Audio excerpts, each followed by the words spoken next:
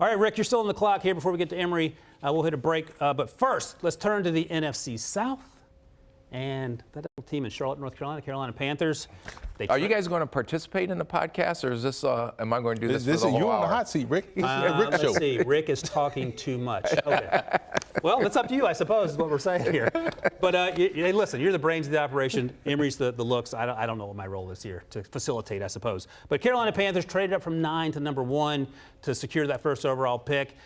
It was Bryce Young all the time, it feels like. That's what ultimately ended up happening. Is he going to be the best pick in your mind for this team? I have no doubt about it. Okay. Going down to the NFC South, and if he wasn't 5'10", he weighed, again, I'll say that for the thousandth time, over 200 pounds, even though Pete Prisco and you are going to argue with me about that. He didn't play at 200. Yeah, but he is a phenomenal player. He checked every box as we went through the pre-draft process.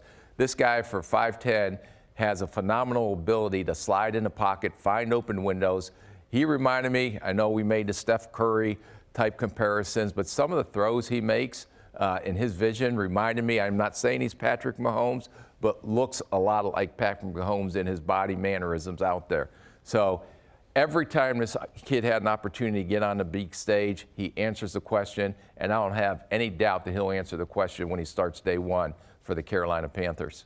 Emory, is, in your mind, Bryce Young better than Tua Tagovailoa and Mac Jones coming out? It's funny. I think he's better than Mac Jones, but I would say he's a right-handed Tua. They both have that quick release. They have quick release, great accuracy. The difference between Bryce Young and Tua. Okay, let's go back to the Rick Spielman show. You got your opportunity later on the show. I love that Young does a great job of being able to be dynamic. That's where he separates himself from Tua, so that's why I would have him highly graded than Tua.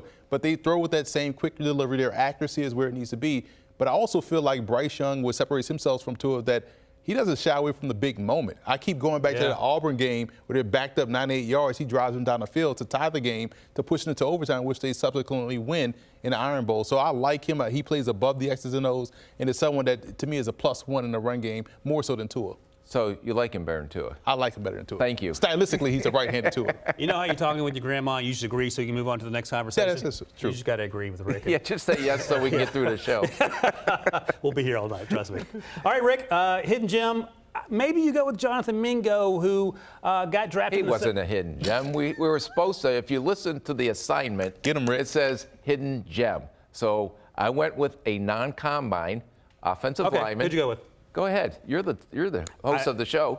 We're just here as supporting actors. I was trying to get there, but you had some thoughts you needed to share. So we appreciate those thoughts, and let's get to it. Is it time for a break yet, Stryker?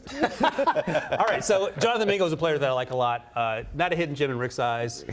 He's going to be a fine young player. Who is your hidden gem out of NC State who did not? Chandler Zavala, the offensive guard out of North Carolina State. And he's a big, massive human being. He's another one that's very physical point in the run game. When he locks on you, he's going to try to finish you and torque you to the ground. Some issues a little bit when he gets out of position in pass protection, if he has enough athletic skills to recover. But I think this guy is going to come in, and for a non-combine guy, I think he's going to compete for a starting guard position for them next year. You like T.J. Johnson a lot as well. Yes, I did. Who was drafted 80th overall, edge rusher out of Oregon. Fun fact for Chandler Zavala, his dad, two-time winner on Chopped. So he knows his way around the kitchen, I would imagine. It looks like it. It looks like it. There you go.